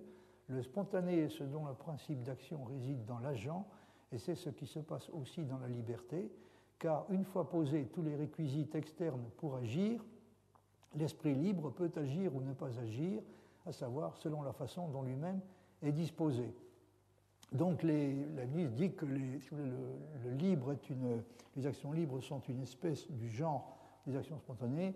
Les animaux, par exemple, sont doués de spontanéité, mais pas de liberté. Ils sont doués de spontanéité, autrement dit, ils sont capables d'agir d'une manière telle que leurs actions sont en quelque sorte tirées de leur propre fond. Donc leurs actions peuvent être spontanées. Elles ne peuvent pas être libres. Elles ne peuvent pas être libres parce qu'ils ne sont pas capables de délibération rationnelle. Et les êtres humains, en revanche, donc, sont capables à la fois de spontanéité et de délibération, et en ce sens-là peuvent être dits libres. Que l'objet de la volonté soit un bien apparent et que rien ne puisse être désiré par nous, si ce n'est sous l'aspect d'un bien apparent, est un principe très ancien et tout à fait commun. Donc Leibniz note qu'il ne dit rien qui soit particulièrement nouveau lorsqu'il fait remarquer que nous ne choisissons jamais, nous ne pouvons jamais désirer et choisir que ce qui se présente à nous sous l'aspect d'un bien apparent. Alors ce rejet catégorique de la liberté d'indifférence est encore un point qui rapproche l'un de l'autre Leibniz et Cudworth, dont je vous avais déjà parlé à différentes reprises. Il faut, selon Cudworth, rejeter à la fois la doctrine selon laquelle la volonté suit toujours nécessairement le dernier jugement pratique de l'entendement et celle qui attribue à la volonté le pouvoir d'ignorer entièrement les raisons fournies par l'entendement et de se déterminer sans autre raison que le fait qu'elle a voulu et décidé, c'est-à-dire, pour être clair, sans raison d'aucune sorte. Vous voyez par exemple ce passage tiré du traité du libre arbitre que j'avais déjà eu l'occasion de citer à une ou deux reprises. Cudworth dit il est d'autres personnes qui, pour sauver le phénomène du libre arbitre, croient indispensable de supposer que tout d'abord la volonté, bien qu'aveugle, détermine pourtant l'entendement, à la fois à s'exercer et à spécifier ses objets. Donc les auteurs dont il s'agit, dans le but de sauver le libre arbitre, attribuent à la volonté un pouvoir que Cudworth, Leibniz également d'ailleurs, considère comme absolument exorbitant, qui est le pouvoir de déterminer l'entendement à la fois à s'exercer et à choisir ses objets. C'est la volonté qui décide des objets que l'entendement doit choisir et de ce qu'il doit décider à leur propos. Et quoi que l'entendement, dit Cudworth, qui est nécessaire dans ses jugements, propose seulement à la volonté ce qu'il pense devoir être fait, ou son dernier jugement pratique dans le cas en question, et rien de plus, avec pour seul but d'attirer la volonté et de l'inviter à cela, néanmoins, cette souveraine ou impératrice de l'âme, qu'est la volonté aveugle, demeure aussi libre et indifférente à l'égard de ce qui doit être fait que si l'entendement n'avait effectué aucun jugement dans le cas concerné et se détermine de manière fortuite sans tenir compte en aucune façon de ce dernier. Donc, non seulement la volonté dispose du pouvoir de déterminer l'entendement, à s'intéresser à des objets, à certains objets, donc c'est elle qui choisit, au fond, c'est elle qui choisit les objets auxquels l'entendement doit accorder son attention, et qui choisit également ce que l'entendement doit décider à leur sujet, mais après que l'entendement a fait son travail, la volonté reste absolument souveraine. Cudworth la présente comme étant, dans l'esprit des auteurs dont il s'agit, souveraine, cette souveraine ou impératrice de l'âme. Donc, une fois que l'entendement a rendu son verdict, eh bien, la volonté reste absolument libre d'en tenir compte ou de ne pas en tenir compte, et Cudworth interprète ça comme signifiant que un hasard fondamental est introduit ainsi dans l'action de la volonté, c'est-à-dire que la volonté a le pouvoir de se déterminer finalement sans aucune raison, sans tenir compte de l'entendement, ça veut dire finalement, sans tenir compte de ce que l'entendement a décidé, ça veut dire finalement sans raison d'aucune sorte. C'est là, dit-il, le sens de la définition couramment donnée du libre arbitre, à savoir voluntas positis omnibus ad agendum requisitis potestat gere vel non agere. C'est d'ailleurs ici, vous trouvez cette définition citée par Leibniz lui-même dans un des passages que je vous ai cité il y a un instant. Qu'est-ce que c'est que la volonté ? La volonté, c'est le pouvoir, tous les réquisites nécessaires pour agir étant posés, c'est le pouvoir de choisir, soit d'agir, soit de ne pas agir. Une fois que tous les réquisites nécessaires pour agir ont été réunis, sont donnés, c'est le pouvoir, malgré tout, de décider indifféremment d'agir ou de ne pas agir. Donc, toutes choses étant posées, y compris la dernière injonction ou le dernier jugement de l'entendement lui-même. Donc la volonté, malgré tout, après tout ça, c'est-à-dire lorsque toutes les choses sont posées, y compris la dernière injonction ou le dernier jugement de l'entendement lui-même, la volonté reste pourtant libre et indifférente dans son exercice tout autant que dans sa spécification, et elle se détermine à faire ceci ou cela de manière fortuite. Il n'y a absolument pas d'autre moyen, dans l'opinion de ces gens, de sauver le libre arbitre. Donc ce sont des gens qui, d'après Kedros, pour sauver la liberté, ont choisi d'introduire un élément de fortuité qui est fondamental, c'est-à-dire la volonté se détermine d'une manière qui inclut de façon fondamentale le hasard. Donc elle décide au hasard parce que c'est le seul moyen qui reste pour elle de rester libre. Alors je n'ai pas besoin de vous dire que Kedros est absolument indigné de cette façon de considérer la volonté qui la transforme en une faculté aveugle. C'est une faculté, un degré supplémentaire de hasard ne peut pas signifier évidemment un degré supplémentaire de liberté, mais tout au plus un degré supplémentaire d'irresponsabilité. C'est le point si on a agi sous l'effet du hasard, on peut évidemment encore moins être tenu pour responsable que si on avait agi à la suite d'une délibération rationnelle. Donc il n'y a aucune façon. C'est la pire façon, aux yeux de Kedros, et c'est tout aussi vrai pour Leibniz, de sauver la liberté que de considérer qu'elle se détermine sous l'effet du hasard. Kedros dit, à la page suivante, à la page 275, si la volonté aveugle non seulement détermine l'entendement à son exercice et à son objet de manière fortuite, mais également demeure, après que tout cela est fait, indifférente à suivre ou non la dernière injonction de l'entendement, et se détermine fortuitement, soit en se conformant à celle-ci, soit en s'en détournant, alors la liberté de vouloir sera pure irrationalité et folie, agissant ou déterminant elle-même toutes les actions humaines. Donc, il ne faut surtout pas chercher à se représenter la liberté de cette façon. C'est un passage qui est assez intéressant parce que Kedros anticipe des critiques qui ont été reprises longtemps après par tous les gens qui considèrent qu'introduire une dose de hasard, une dose substantielle de hasard dans le fonctionnement de l'esprit et dans le processus qui aboutit à la décision, dans les cas de délibération supposée rationnelle. Donc introduire une dose supplémentaire de hasard n'est sûrement pas une bonne façon de sauver la liberté et de résoudre le problème de la liberté. Alors en ce qui concerne la question historique, Kedros remarque lui aussi que l'idée d'une liberté comprise de cette façon est une véritable nouveauté. Il fait à peu près la même constatation que Leibniz. L'idée d'une liberté qui se détermine de façon fortuite, c'est-à-dire absolument sans raison, sans autre raison que le fait qu'elle veut. C'est-à-dire il faut se représenter une volonté de cette sorte comme une volonté dont on peut dire qu'elle veut quelque chose, non pas parce que l'entendement la lui représente comme une chose bonne, mais c'est une volonté qui veut parce qu'elle veut. La seule réponse qu'on puisse donner à la question de savoir pourquoi elle veut certaines choses et qu'elle les veut. Autrement dit, c'est très exactement le genre de volonté dont on peut dire qu'elle veut parce qu'elle veut vouloir, et que c'est la seule raison. Alors, dans le passage que vous avez sous les yeux, Kedros évoque le problème de la responsabilité que j'évoquais à l'instant, et il dit que si on accepte, c'est la fin du premier paragraphe, il dit que si on acceptait l'idée de la liberté qui est proposée par les gens contre lesquels il est en train de polémiquer, si on acceptait cette idée de la liberté, dit-il, dans ce cas, en effet, quand les agents moraux se sont bien comportés, ils n'ont agi que fortuitement et témérairement et par hasard, et quand ils se sont mal comportés, leur volonté n'a fait que uti iure suo, se servir de son droit. Leur volonté n'a fait qu'utiliser son droit naturel et son privilège essentiel, à savoir la propriété d'agir.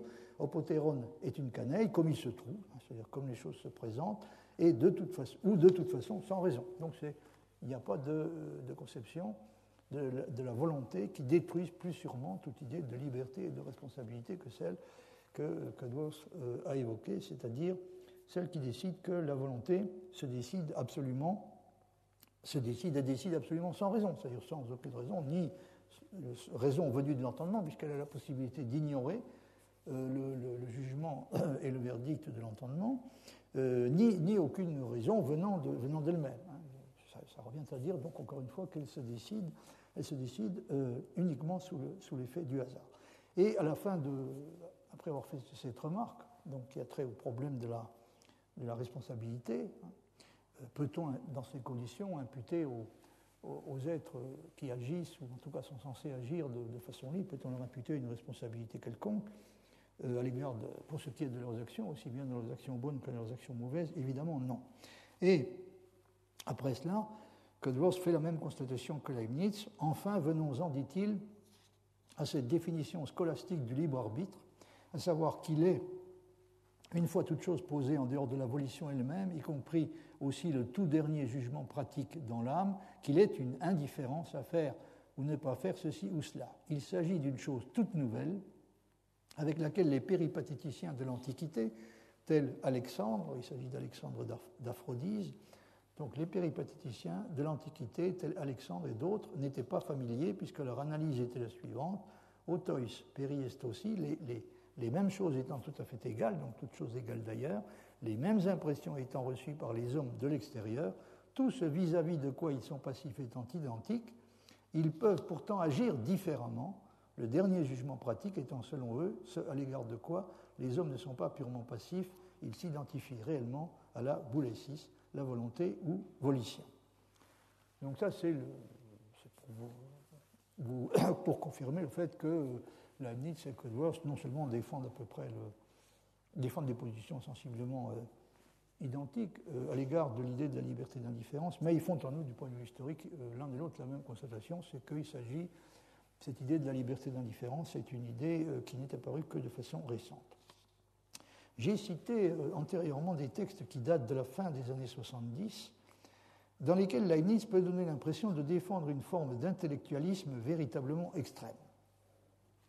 On ne trouve apparemment pas de textes postérieurs dans lesquels il soit prêt à intellectualiser la volonté à un degré aussi élevé. Dans la Théodicée, il semble défendre une forme d'intellectualisme sensiblement plus faible. Voyez par exemple ce qu'il dit dans la troisième partie, le paragraphe 311. Dans ce paragraphe, donc, il cherche à introduire une distinction plus nette entre le rapport de l'entendement au vrai et celui de la volonté au bien. Quand j'ai parlé d'une position intellectualiste extrême, j'entends par là une position dans laquelle ces deux types de rapports sont traités de façon absolument identique, c'est-à-dire une position dans laquelle le rapport que la volonté entretient avec le bien est mis exactement sur le même plan et traité de la même façon que le rapport que l'entendement entretient avec le vrai. Alors, dans ce passage de la Théodicée, Leibniz dit: et quant au parallèle entre le rapport de l'entendement au vrai et de la volonté au bien, il faut savoir qu'une perception claire et distincte d'une vérité contient en elle actuellement l'affirmation de cette vérité. Donc, en principe, il n'est pas possible d'avoir une perception claire et distincte d'une vérité et de ne pas l'affirmer. À partir du moment où on a une perception claire et distincte de quelque chose qui est de quelque chose de vrai, on ne peut pas ne pas, ipso facto, on ne peut pas ne pas l'affirmer. Ainsi, l'entendement est nécessité par là. Donc, de certaine façon, l'entendement est nécessité par le vrai, du moins quand il en a une perception claire et distincte. Mais quelques perceptions qu'on ait du bien, et là, Leibniz semble dire que la situation est un peu différente, quelques perceptions qu'on ait du bien, l'effort d'agir après le jugement, qui fait à mon avis l'essence de la volonté, en est distingué. Ainsi, comme il faut du temps pour porter cet effort à son comble, il peut être suspendu et même changé par une nouvelle perception ou inclination qui vient à la traverse, qui en détourne l'esprit et qui lui fait même faire quelquefois un jugement contraire. C'est ce qui fait que notre âme a tant de moyens de résister à la vérité qu'elle connaît et qu'il y a un si grand trajet de l'esprit au cœur, surtout lorsque l'entendement ne procède en bonne partie que par des pensées sourdes, peu capables de toucher, comme je l'ai expliqué ailleurs. Ainsi, la liaison entre le jugement et la volonté n'est pas si nécessaire qu'on pourrait penser.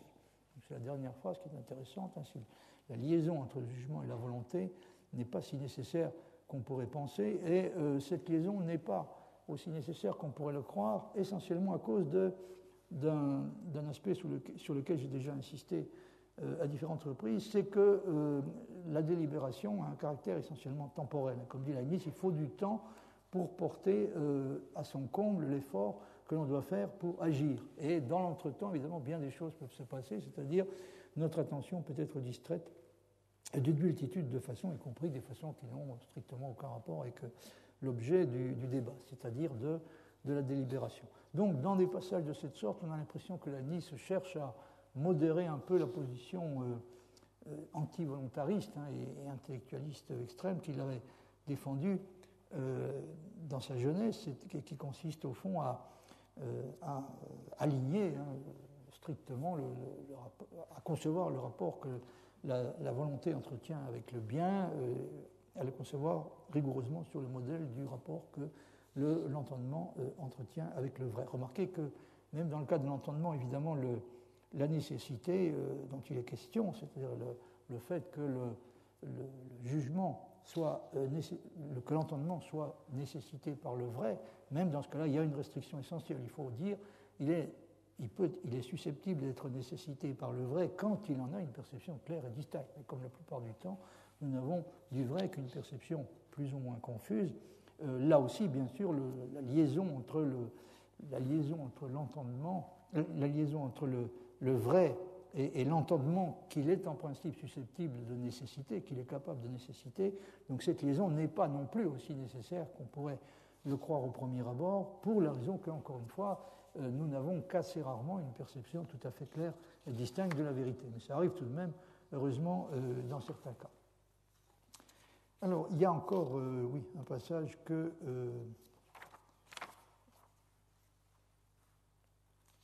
je voulais vous citer. Non, excusez-moi, ça viendra plus tard. Ce que Leibniz dit dans l'avant-dernier extrait que je vous ai cité, donc, est que, plus exactement dans le dernier extrait que j'ai cité, est que oui, aussi, il y a tout de même une chose un passage que je voulais vous citer à nouveau, qui se trouve toujours dans la Théodicée, c'est le paragraphe 51, où Leibniz dit, pour ce qui est de la volition même, c'est quelque chose d'impropre de dire qu'elle est un objet de la volonté libre. Nous voulons agir à parler juste et nous ne voulons point vouloir. Autrement, nous pourrions encore dire que nous voulons avoir la volonté de vouloir, et cela irait à l'infini. Donc c'est un des nombreux passages où il rejette de façon tout à fait catégorique l'idée qu'on peut vouloir parce qu'on a voulu vouloir. Nous ne suivons pas aussi toujours le dernier jugement de l'entendement pratique en nous déterminant à vouloir, mais nous suivons toujours en voulant le résultat de toutes les inclinations qui viennent tant du côté des raisons que des passions, ce qui se fait souvent sans un jugement exprès de l'entendement. Oui, j'ai cité ce passage qui est important parce que, bon, d'une part, Leibniz exclut catégoriquement, comme le faisait Cudworth dans un des passages que j'ai cités, il exclut catégoriquement l'idée d'une volonté dont on pourrait dire qu'elle veut uniquement parce qu'elle veut, qu'elle veut parce qu'elle a voulu vouloir, et il ajoute, il dit d'autre part que nous ne suivons pas aussi toujours le dernier jugement de l'entendement pratique, donc nous ne nous déterminons pas toujours uniquement en fonction du dernier jugement de l'entendement pratique, en fonction de ce que l'entendement a décrété pour sa part, en dernier ressort. Nous ne suivons pas toujours donc ce dernier jugement en nous déterminant à vouloir, mais nous suivons toujours en voulant le résultat de toutes les inclinations qui viennent tant du côté des raisons que des passions. C'est-à-dire nous sommes déterminés, en fin de compte, nous sommes toujours déterminés par quelque chose, mais ce quelque chose n'est pas nécessairement, et même qu'assez rarement, le dernier jugement pratique de l'entendement, c'est-à-dire le verdict auquel est parvenu l'entendement au terme de la délibération. Et nous sommes déterminés donc par tout un complexe de raisons et de causes. La décision que nous allons prendre est, dit Leibniz, le résultat de toutes les inclinations qui viennent tant du côté des raisons que des passions, ce qui se fait souvent sans un jugement exprès de l'entendement, ce qui veut dire qu'évidemment nous sommes déterminés par des impulsions et des motivations dont nous restons pour une assez large part inconscients. Alors dans l'avant-dernier extrait que j'ai cité, Leibniz dit qu'aussi forte et distincte que puisse être la perception que nous avons du bien, il n'en est pas moins vrai que l'effort que nous faisons pour agir de façon conforme au jugement reste néanmoins toujours distinct du jugement lui-même. Autrement dit, le jugement ne va pas entraîner automatiquement un passage à l'acte. Et de cette distance qui existe entre l'effort fait pour agir et le jugement qui va déclencher cet effort, donc cette distance a pour raison le délai qui peut intervenir entre le moment où intervient le jugement est celui où la résolution d'agir en conformité avec le jugement a acquis une force suffisante pour entraîner l'action. Or, il peut arriver, et il arrive fréquemment, que dans l'intervalle, cette résolution et l'effort qu'elle engendre pour agir soient suspendus ou détournés de leur objet par d'autres perceptions et inclinations qui peuvent même amener l'esprit à formuler un jugement contraire. Autrement dit, le caractère, encore une fois, le caractère temporel du processus joue ici un rôle important. Ce qui, à un moment donné, nous apparaît comme le bien le plus grand, peut cesser à un stade ultérieur de nous apparaître comme tel, si, pour une raison ou pour une autre, nous avons différé le moment d'agir. Vous voyez encore ce passage de la Théodicée, s'il s'agit du paragraphe 289, dans lequel Leibniz dit « Notre connaissance est de deux sortes, distincte ou confuse. La connaissance distincte ou l'intelligence a lieu dans le véritable usage de la raison, mais les sens nous fournissent des pensées confuses. Et nous pouvons dire que nous sommes exempts d'esclavage en tant que nous agissons avec une connaissance distincte. » Donc agir librement, c'est agir en fonction d'une connaissance distincte. Mais nous sommes asservis aux passions en tant que nos perceptions sont confuses.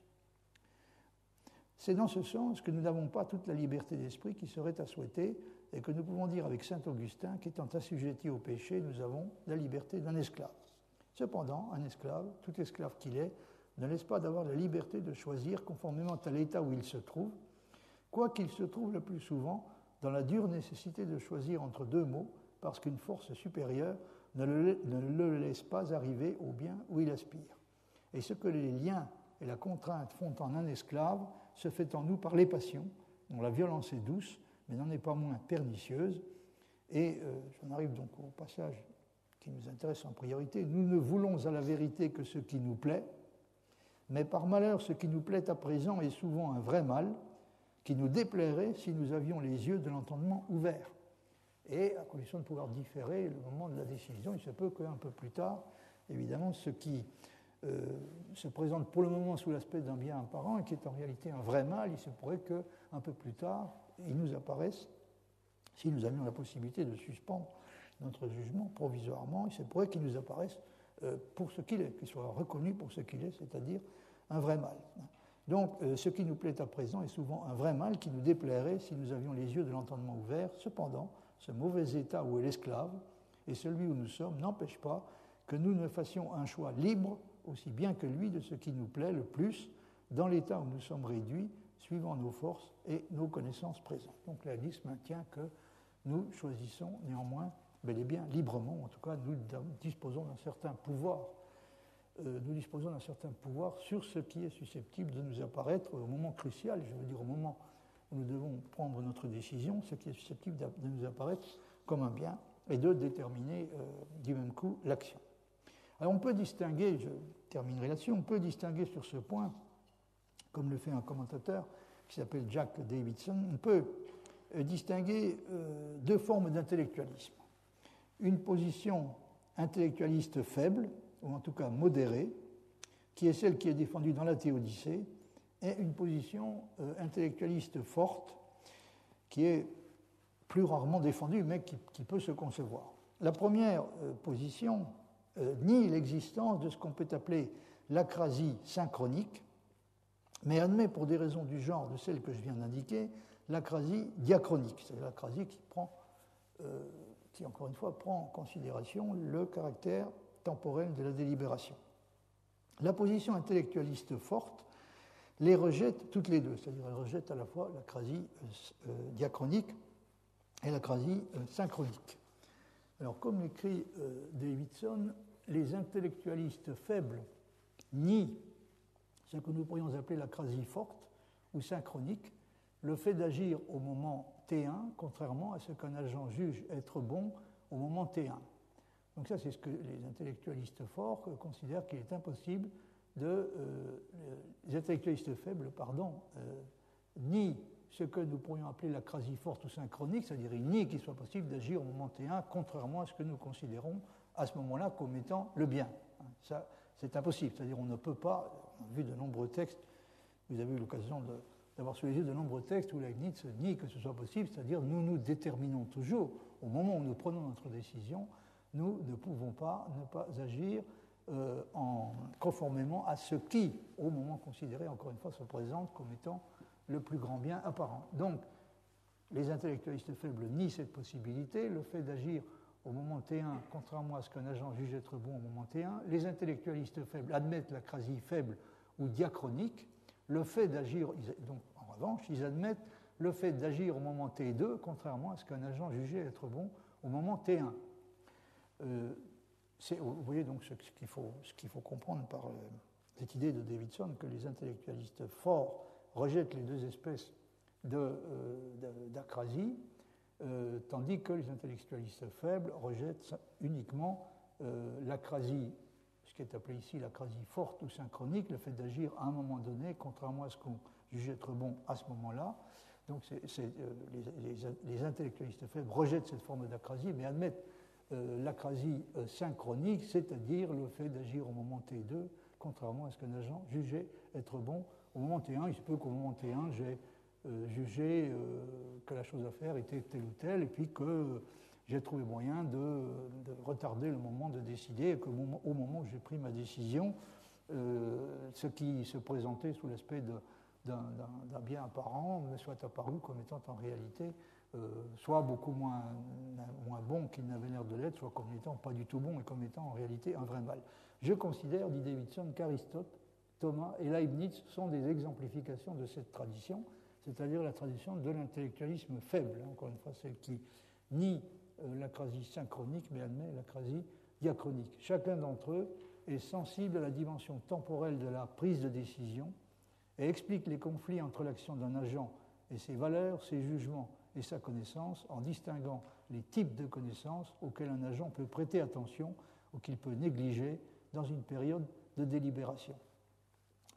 C'est un article qui s'intitule précisément Vidéo améliora proboko et détériora sequor, donc Leibniz sur la source intellectuelle du péché. Donc là, effectivement, il y a un élément tout à fait crucial qui intervient, c'est ce que l'auteur appelle les différents types de connaissances auxquels un agent peut prêter attention, c'est-à-dire nous pouvons faire l'effort suffisant ou ne pas le faire, pour aboutir à une meilleure connaissance, pour exploiter des sources de connaissances qui sont susceptibles de nous faire considérer les choses de façon sensiblement différente et même éventuellement de façon complètement différente, c'est-à-dire faire en sorte que ce qui se présentait à nous sous l'aspect d'un bien apparent cesse de nous apparaître comme tel et même finisse par nous apparaître comme étant un vrai mal. Dire que les raisons inclinent sans nécessité, qui est la formule qui revient constamment chez Leibniz, dire que les raisons inclinent sans nécessité, c'est dire que même lorsqu'elles sont suffisantes pour produire infailliblement l'action, elles ne rendent pas logiquement impossible l'action contraire. C'est la position que défend Leibniz, et c'est une conception de la liberté qui peut susciter des réticences compréhensibles parce qu'on a tendance à associer l'idée d'une action libre à l'idée qu'il était possible à l'agent de faire autrement. J'avais déjà évoqué, je crois, ce problème la semaine dernière ou un peu auparavant. Donc nous avons une tendance irrépressible à lier l'idée de la liberté à l'idée que lorsque nous décidons librement à agir dans un sens ou dans l'autre, nous le faisons avec l'idée qu'il nous est possible, et après coup nous considérons qu'il nous était possible de faire autrement. Or, le seul sens auquel on peut dire du point de vue de Leibniz qu'il était possible à l'agent de faire autrement est apparemment qu'il n'aurait pas été logiquement contradictoire qu'il fasse autrement. Si quelqu'un faisait, le moment venu, librement autre chose que ce qui est contenu dans sa notion et impliqué par elle, par exemple, si César renonçait à passer le Rubicon, eh bien, dit Leibniz, il ne ferait rien d'impossible en soi-même, quoiqu'il soit impossible ex hypothésie que cela arrive. Alors ça, c'est une formule qui peut sembler un peu dure à avaler, mais qui est typiquement leibnizienne. C'est-à-dire, tout ce qu'une substance individuelle est amenée à faire ou à ne pas faire est quelque chose qui est inclus dans sa notion. Autrement dit, le prédicat passera le Rubicon, le moment venu, est inclus de toute éternité dans la notion de Jules César. Jules César possible, et évidemment, une fois que Dieu a décidé de créer un monde dont fait partie Jules César, eh bien, il devient d'une certaine façon inévitable que Jules César, le moment venu, effectue cette action qui, encore une fois, dont le prédicat est encore une fois inclus dans sa notion. Donc, vous voyez que si par impossible, hein, c'est le cas de le dire, Jules César ne faisait pas ce qui est prévu, c'est-à-dire ne passait pas ce qui est prévu en l'occurrence, c'est-à-dire ne passait pas le Rubicon, il ne ferait, dit Leibniz, rien d'impossible en soi-même. En soi, évidemment, il n'y a rien d'impossible dans le fait que Jules César ne passe pas le Rubicon, puisque, encore une fois, ce n'est pas logiquement impossible. Hein, ça ne violerait pas le principe de contradiction. Ça violerait seulement le principe de perfection. C'est-à-dire, ça n'impliquerait pas une contradiction, mais ça impliquerait une imperfection. C'est donc ce n'est pas une impossibilité logique, mais c'est une impossibilité morale. Donc il ne ferait rien d'impossible en soi-même, quoi qu'il soit impossible, ex hypothésie, que cela arrive. Étant donné que pour cela, c'est-à-dire que pour que Jules César renonce à passer le Rubicon, il aurait fallu que Dieu crée un autre monde que celui qu'il a créé. On peut se demander sérieusement, et on l'a fait souvent, si l'absence de nécessité au sens dont il s'agit est suffisante pour que l'on puisse continuer à parler de liberté. Une dernière chose, avant d'en terminer pour aujourd'hui, les actes des êtres libres qui sont suffisamment confirmés dans le bien, comme les bienheureux ou les anges, relèvent d'une nécessité que Leibniz appelle physique et manifestent le même genre de régularité qu'une loi naturelle. J'ai déjà dit qu'il n'y avait pas dans son esprit l'antithèse qu'on a l'habitude d'instaurer, l'antithèse qu'on a l'habitude de reconnaître entre la régularité, la liberté et la régularité. C'est-à-dire les actions les êtres peuvent agir d'une façon qui est parfaitement libre, c'est le cas des bienheureux ou des anges, et qui est en même temps régulière, hein, c'est-à-dire qui donne l'impression d'obéir à des lois. Tandis que les actions de l'homme ordinaire n'obéissent même pas à une nécessité physique, mais ce que cela signifie est simplement ceci. C'est un passage tiré des opuscules et fragments inédits publiés par Couturat. Il n'y a pas de raison universelle ou de loi de la nature assignable à partir desquelles une créature quelconque, aussi parfaite et aussi instruite de l'état de l'esprit en question qu'elle pourrait être, puisse conclure avec certitude ce que l'esprit choisira, tout au moins naturellement, elle a dit, s'ajoute entre parenthèses, sans le concours extraordinaire de Dieu. Donc, si vous considérez le comportement d'un esprit dont vous essayez d'anticiper les actions, là vous avez un des passages dans lesquels Leibniz dit clairement qu'on ne peut pas espérer, il n'y a pas d'espoir de réussir à prévoir et à prédire le comportement d'un être libre. Il n'y a pas de raison, sur la base de lois naturelles ou de maximes subalternes d'une certaine sorte, il n'y a pas de raison universelle ou de loi de la nature assignable à partir desquelles une créature quelconque, aussi parfaite et aussi instruite de l'état de l'esprit en question, donc de l'esprit sur le comportement duquel nous nous interrogeons, il n'y a pas de raison universelle ou de loi naturelle à partir de laquelle on pourrait conclure avec certitude ce que l'esprit choisira, tout au moins naturellement. On pourrait évidemment, le cas échéant, bénéficier de ce que la Bible appelle le concours extraordinaire de Dieu, c'est-à-dire il peut nous gratifier d'une révélation, enfin, qui nous permettrait effectivement de savoir de quelle façon va se comporter l'esprit en question. Alors ajoutons encore que quand Leibniz dit qu'il n'y a pas de liberté d'indifférence, en ce sens qu'il y a toujours une raison qui fait que la décision s'oriente dans un sens plutôt que dans un autre, il ne veut évidemment pas dire que la raison en question est toujours de la nature d'un motif réfléchi et rationnel. J'ai déjà insisté sur ce point, l'asymétrie et le déséquilibre dans la situation qui feront pencher au moment critique la balance dans un sens déterminé peuvent être créés par des facteurs de l'espèce la plus diverse qui n'ont pas besoin d'être réfléchis et conscients. Autrement dit, la raison dont il s'agit peut parfaitement être une cause, et même une cause externe purement accidentelle. Et pour en terminer cette fois, définitivement pour aujourd'hui, je vous montre un extrait de von der Verhängnisse, excusez-moi, c'est un des textes allemands de Leibniz que j'avais déjà eu l'occasion de citer, donc un texte qui s'intitule Du destin, dans lequel Leibniz dit « J'ai l'habitude de dire qu'une mouche pourrait changer tout l'état quand elle tournoie en sifflant devant le nez d'un grand roi qui est justement impliqué dans des délibérations importantes. Car du fait qu'il peut se faire que son entendement soit en quelque sorte en balance, et qu'il se trouve alors des deux côtés des raisons fortes, il peut néanmoins arriver que les propositions qu'il emporte soient celles auxquelles sa pensée s'attache le plus, et c'est ce que peut faire la bouche et l'empêcher et le perturber justement quand il veut considérer comme il faut autre chose qui par la suite ne lui revient plus à l'esprit exactement de cette façon. Donc la bouche est susceptible d'introduire un déséquilibre dans la façon dont il va considérer les raisons, c'est-à-dire des raisons qui parlent en faveur du choix de l'action A, des raisons qui parlent en faveur du choix de l'action B, mais les deux éventualités ont des chances qui deviennent inégales en raison de l'intervention de la bouche. Ceux qui entendent quelque chose à l'artillerie savent comment un petit changement peut faire qu'un boulet adopte une trajectoire complètement différente. C'est pourquoi il a tenu à une petite chose que Turenne, par exemple, soit touché. Et si cela n'était malgré tout pas arrivé, toute la guerre qui avait lieu à ce moment-là aurait pu prendre un cours différent, et les états de choses actuels qui sont sortis de cela seraient par conséquent également différents. On sait également de la même façon qu'une étincelle qui tombe dans un magasin à poudre peut ruiner tout un monde. Et justement, cet effet des petites choses a pour conséquence que ceux qui ne réfléchissent pas comme il le faudrait aux choses s'imaginent que quelque chose arrive par hasard et non par l'effet du destin, alors que pourtant la différence n'est pas dans le fait, mais seulement dans notre entendement, étant donné que celui-ci ne comprend pas la multitude considérable des petites choses qui doivent être rattachées à n'importe quel fait et ne songe pas à la cause qu'il ne voit pas, ce qui fait qu'il s'imagine que les points au dé tombent par hasard. Von Ungefähr. Cette infaillibilité du destin peut nous servir pour la tranquillisation de notre esprit. Nous trouvons la même chose dans les nombres, les figures, les forces et toutes les choses mesurées où nous avons un concept exact, à savoir qu'ils sont non seulement corrects et immanquables, mais également tout à fait ordonnés et beaux, et donc qu'ils ne peuvent être améliorés ni désirés être meilleurs par celui qui les comprendrait.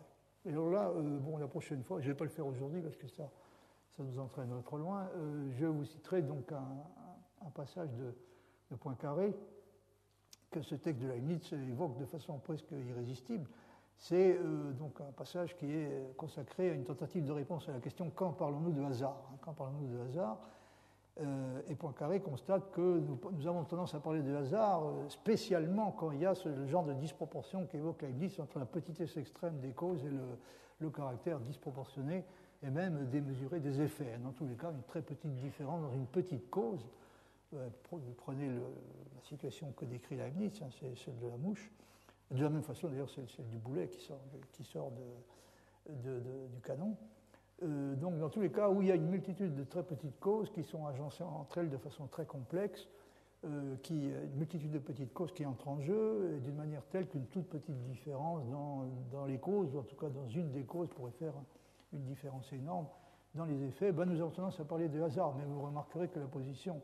Enfin non, vous ne remarquerez pas encore, puisque nous n'avons pas encore lu le texte de Poincaré, nous le ferons la prochaine fois, mais l'un et l'autre constatent que ça n'a rien à voir avec l'absence de cause, évidemment, c'est-à-dire avec ce que on a tendance à considérer comme étant le hasard. C'est-à-dire Leibniz rejette catégoriquement l'idée que les dés, comme il dit, quand on dit que les dés tombent par l'effet du hasard, si on veut dire qu'ils tombent sans raison ou sans cause, que le résultat est obtenu sans qu'il y ait des raisons ou des causes d'une certaine espèce, bien on se trompe évidemment catégoriquement, ce qui est aussi l'avis de Poincaré. Si vous voulez, quand on utilise le mot hasard pour caractériser des situations de ce genre, on ne désigne surtout pas l'absence de cause, mais un certain mode d'action des causes, c'est-à-dire on fait référence donc à une façon d'agir des causes, encore une fois à l'existence d'un très grand nombre de petites causes très complexes, agencées entre elles d'une façon que nous ignorons, mais encore une fois, il ne faut surtout pas interpréter ce genre de situation comme équivalent à quelque chose comme une violation du principe de raison suffisante, c'est-à-dire comme